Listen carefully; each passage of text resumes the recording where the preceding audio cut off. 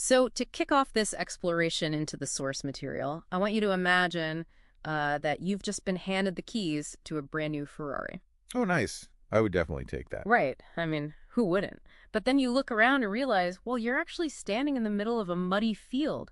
There are no roads, no signs, no gas stations anywhere in sight. Yeah, that kind of ruins the whole Ferrari experience, doesn't it? Exactly. And the sources point out that this is basically exactly where we are with this so-called national AI moment. Right, the whole push for AI skills. Yeah. Between the Department of Labor's new AI literacy framework and America's talent strategy, it's like the government is teaching the whole country how to drive. But they've totally forgotten to build the infrastructure to actually handle the cars. It's a Yeah, massive gap it really is. because we're seeing this huge federal push to make you, the worker, AI literate. Hmm. But then, you take those shiny new skills back to the office and you're walking into an organization that has absolutely no idea what to do with you. Like, the individual is getting the upgrade, but the employer's operating system is still stuck running on, like, 1990s logic. Exactly, and that's where things get really messy. Which brings up something I saw in the reports about the missing middle. Ah, yes. Yeah, The supervisors. right, the supervisors.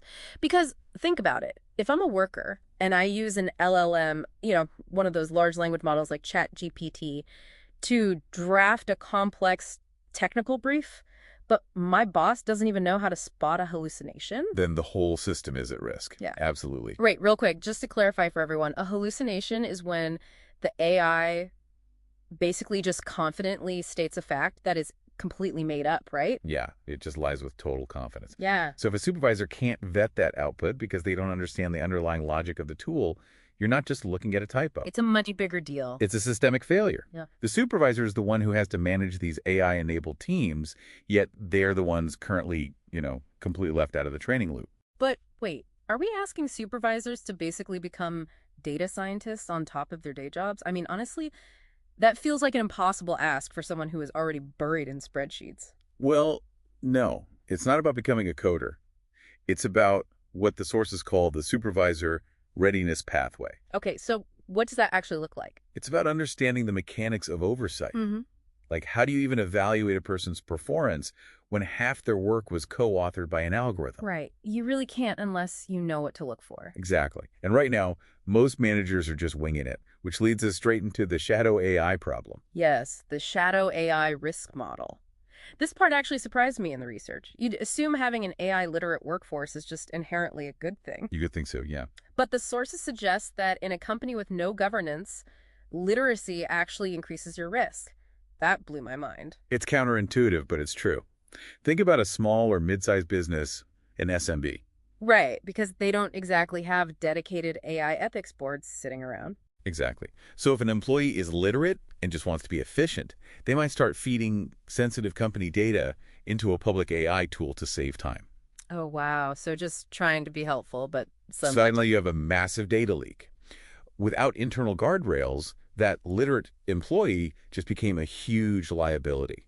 The SMB is uniquely vulnerable because they just don't have the internal expertise to build those roads we talked about. So if the federal strategy is the what, we really need a how, and that's where the LUMIS AI ecosystem model comes in, right? Yes, it's trying to build an actual ecosystem. It's not just some training manual. It's a total overhaul of the HR structure. But practically speaking, does something like AI-integrated employee relations actually change the vibe of a workplace, or is it just more corporate buzzwords? Oh, it changes everything, especially the feedback loop. In traditional setup, HR just monitors your output. Like, how many widgets did you produce today? Right. But in an AI-integrated ecosystem, it's about transparency. For example, during a performance review, the conversation shifts from how much did you produce to how did you navigate the AI's logic to get this result. Ah, It's a move towards strategic foundations, yeah, establishing the rules of the road before anyone even hits the gas. got it. So we're really talking about 5 pillars here. You have governance, supervisor capability, modernizing HR systems, org development for specific workflow integration, and then finally, ecosystem impact. Which means aligning all of this with statewide initiatives and SMB support. Which honestly sounds like a ton of work for a business owner who's just trying to keep the lights on. It is work, definitely. But the alternative is way worse.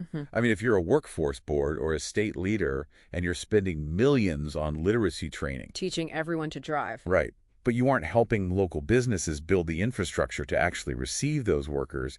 You're essentially throwing money into that muddy field. Because you won't see a return on investment.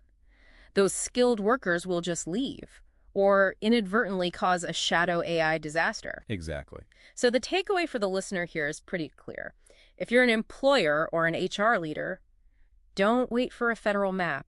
You need to conduct a readiness assessment today. Yeah, build the ethical guardrails right now before your team starts using these tools in the dark. Because while AI literacy might prepare the person, it's the infrastructure that prepares the company. I couldn't agree more. Without that foundation, the national AI moment is just a high-speed car with literally nowhere to go. Such a great point. So as you head into your next meeting, I want you to think about this. Go for it. If literacy prepares the driver, but infrastructure prepares the country, what happens to the organizations that wait for the government to pave the road instead of building their own? Are you waiting for a map, or are you starting the road work today?